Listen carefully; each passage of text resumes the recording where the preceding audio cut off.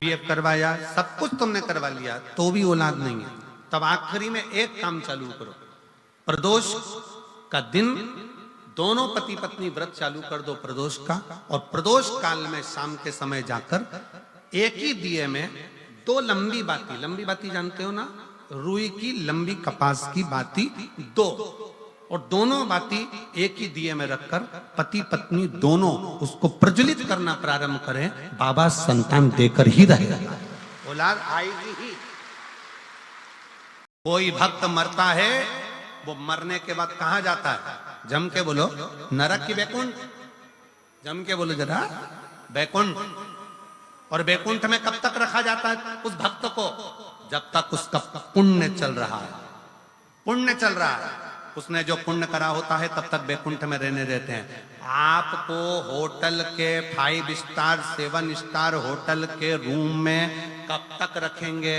जब तक तुम्हारी जेब में 1000 की गड्डी पड़ी है, 500 का नोट की गड्डी पड़ी है, तब तक तुम्हें होटल के रूम में रखा जाएगा। और वेटर भी कहेंगे जी सर, सामान आदि ये वो सब। तुम्हारे जेब में 1000 की गड्डी, 500 की गड्डी जो तुम्हारे जेब में पड़ी है, 500 के नोट जो तुम्हारी जेब में पड़े हैं, उसके कारण बस तुमको उसी तरह बैकुंठ में भी कब तक रखा जाएगा? जब तक तुम्हारा पुण्य तुमने जो करा है वो पूरा खर्च नहीं हो जाता। जैसे ही पुण्य समाप्त होगा, बैकुंठ से धक्का मारकर नीचे फेंक दिया जाएगा। भक्त बैकुंठ से वापस धक्का मारकर नीचे फेंक दिया जाता है, उसका पुण्य जब समाप्त हो जाता है। पर शंकर का भक्त, शंकर को 1 लोटा जल चढ़ाने वाला, शिव का नाम लेने वाला जब मरकर जाता है तो किसी की सामर्थ्यता नहीं होती कि डबल से नीचे भेज दे, वो शंकर का हो जाता है। शिव के भक्त का दूसरा जन्म नहीं होता। पार्वती जी ने शंकर भगवान को कहा था, क्या काशी में जो मरा है, काशी में जिसके प्राण छूटे हैं, वो दूसरी बार जन्म लेगा? शंकर भगवान कहे नहीं, मेरा भजन करने वाला, मेरा स्मरण करने वाला, मेरा मंत्र जाप करने वाला दूसरी बार जन्म नहीं। इसलिए सावधान, जितने भी सिरसा के रहवासी इस शिव महापुराण की कथा को सुन, शारदा जाओ, नेद्रू ऋषि बैठे हैं, बेलपत्र की जड़ को पकड़कर, बेलपत्र की जड़ को पकड़कर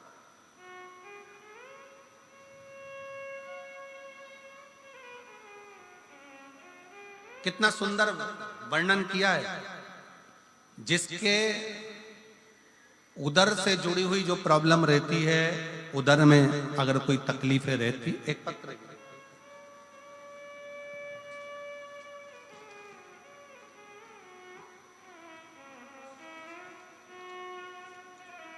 पहले समझ लें उसको। जिसके उदर में जो प्रॉब्लम रहती है, उदर से जुड़ी हुई, पेट से जुड़ी हुई, पेट में अगर कोई तकलीफ है, उदर से जुड़ी हुई तकलीफ है, बहुत सारी बीमारियां पेट से उत्पन्न होती हैं। तो वो अगर पेट से जुड़ी हुई कोई गांठ पड़ गई, बच्चादानी में गर्भस्थ कोई गठान आ गई, या पेट से जुड़ी हुई कोई प्रॉब्लम, या किसी स्त्री का गर्भ ठहरता है, अंदर ही मर जाता है, बच्चा पूरा बन नहीं पाता, डॉक्टर कह देते हैं कि इसका अबॉर्शन करा दो, उस समय पर बहुत ध्यान दीजिएगा कि बेलपत्र के वृक्ष के नीचे की मिट्टी, बेलपत्र के वृक्ष के नीचे की मिट्टी, उस मिट्टी का स्पर्श मात्र, उसकी रज अगर पेट पर लगाना प्रारंभ करा जाए, या बेलपत्र के वृक्ष की मिट्टी को गीला कर कर अगर मस्तक पर तिलक भी करना प्रारंभ करा जाए, तो उधर से जुड़ी हुई प्रॉब्लम समाप्त होती चली जाती है, गांठ भी धीरे धीरे गलना प्रारंभ होती है। डमरू की आवाज से पहचान जाओ कि क्या नाम है। गुरुजी किन्ने भेजा है? आपने भेजा? आ जाओ, बेटा आया है क्या? इसको भी लिया। मेरा 14 साल का बेटा है जो बोलता नहीं था, जिसकी आवाज नहीं थी। हर डॉक्टर का इलाज करवाया पर इसकी आवाज नहीं आई। तब बाबा पर भरोसा कर कर शिव के मंदिर में जाकर 1 लोटा जल समर्पित करना, बेलपत्र इसको खाने को देना। आज मैं बाबा को धन्यवाद देने के लिए आई हूं कि आज मेरा बेटा पूर्ण तरह से ठीक हो चुका है। मैं बाबा को धन्यवाद। मेरा नाम ज्योति गजरा, पति का नाम नरेश गजरा, मैं राजस्थान श्री विजयनगर से आई हूँ। कहीं बैठी हो तो हाथ हिला सकती हैं। मेरा नाम ज्योति गजरा, पति का नाम नरेश गजरा, राजस्थान श्री विजयनगर से आई हूँ। अगर बैठी हो तो हाथ हिला सकती हैं। और बाहर के भी अगर पंडाल में हैं तो कार्यकर्ताओं से बोलकर आप बेलपत्र लेने के लिए आ सकते हैं। बाहर के भी अगर पंडालों में बैठी हैं तो आप बेलपत्र लेकर लेने के लिए आ सकते हैं। ज्योति गजरा, पति का नाम नरेश गजरा, मेरा मोबाइल नंबर ये है। एक लोटे जल का मैं क्या वर्णन करूं गुरुदेव। 2 साल पहले मेरे बच्चादानी में ऑपरेशन हुआ था जिसमें गांठ पड़ गई थी। डॉक्टरों ने बोला था सब ठीक है। फिर 1 महीने बाद फिर से मेरी बच्चादानी में मुझे दर्द होना चालू हुआ। डॉक्टर ने बोला आप सोनोग्राफी कराओ। सोनोग्राफी पर कराने पर पता चला कि डॉक्टर ने बताया कि वापिस गठान हो गई है और वो गांठ बहुत बड़ी है। डॉक्टर ने 3 दिन के अंदर ऑपरेशन करने का बोला। 3 दिन में मुझे ऑपरेशन करने का बोला और ऑपरेशन करना पड़ेगा। अब केवल 3 दिन मेरे पास में थे। मैं घर आई और ऑपरेशन की तैयारी घर के लोग करने लगे। तभी इतनी दुखी हो गई कि मेरी एक गांठ का ऑपरेशन हुआ और फिर गठान हो गई बड़ी। डॉक्टर ऑपरेशन का बोल रहे हैं, अब करें। एक रिश्तेदार मिलने आया और उसने कहा कि वो सियोर वाला महाराज कथा करता है, टीवी पर कथा सुनो। 3 दिन है ना, 3 दिन शंकर जी के मंदिर जा, 1 लोटा जल चढ़ा, बेलपत्र ला, उसको खा। जब समय मिले श्री शिवाय नमस्तुभ्यम कहना प्रारंभ कर। मेरी दीदी भी आ गई। दीदी ने भी मुझे कथा का ही वर्णन किया।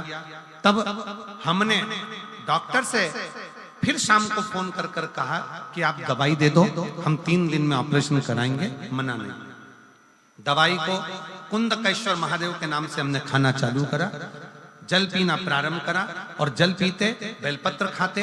3 दिन बाद हम फिर ऑपरेशन के लिए गए। जब गए डॉक्टर ने दूसरी बार फिर जांच करी और जांच करने पर पाया कि मेरे शरीर में जो गांठ थी वो पूरी गल चुकी है। और डॉक्टर भी आश्चर्य में पड़ गया कि ये गठान 3 दिन के अंदर कैसे गल सकती है। शिव तत्व इसी को कहता है। एक पत्र और बड़ा क्या ग्राम ग्यासरी उर्फ गांधी, ग्यासरी उर्फ गांधी, जिला बागपत, उत्तर प्रदेश से आई हैं। ग्राम ग्यासरी उर्फ गांधी, जिला बागपत, उत्तर प्रदेश की निवासी हूँ। कहीं बैठी हैं आप ही हैं? आ जाओ बेटा।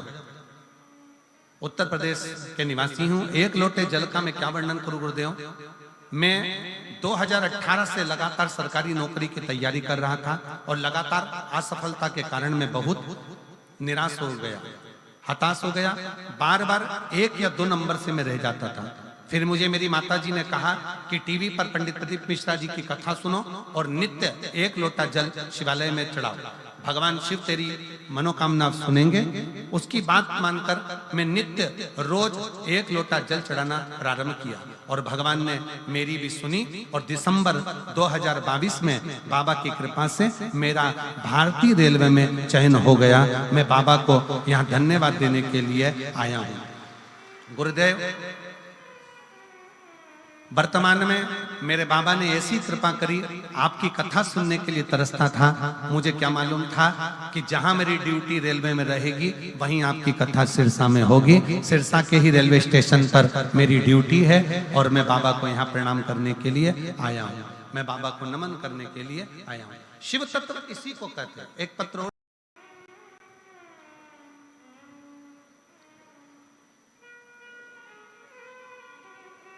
मेरे पति, पत्र है, किसका है, सुनीता विनोद, डिल्लो, गांव रूपावास, जिला सिरसा, हरियाणा के निवासी हैं। कहीं बैठी हो तो हाथ ले, आप ही हैं, आ जाइए, बेलपत्र लेकर जाइए। मेरे पति पिछले 10 साल से बीमार थे, जिनको बीमारियों ने घेर रखा था और बहुत तरह के हमने गुरुग्राम, दिल्ली, चंडीगढ़ दिखाया पर फायदा नहीं हुआ। फिर आपकी कथा 2023 से सुनना प्रारंभ करी और 1 लोटे जल और बेलपत्र का क्या वर्णन करूं। शिवलिंग जी पर 1 लोटा जल चढ़ाते और वो जल लाकर अपने पति को देती, बेलपत्र चढ़ाती, वो लाकर देती। बाबा की कृपा से अब उनको एक भी दवाई की जरूरत नहीं है, वो पूर्ण तरह से स्वस्थ हैं। और मैं बाबा को धन्यवाद देने के लिए आई हूँ। मेरे पुत्र जो कि निरंतर असफल हो रहा था, उसकी नौकरी नहीं लग रही थी, और बाबा की कृपा से आज मेरे बेटे की सरकारी नौकरी लग गई है। मैं बाबा को धन्यवाद देने के लिए यहाँ पर आई हूँ।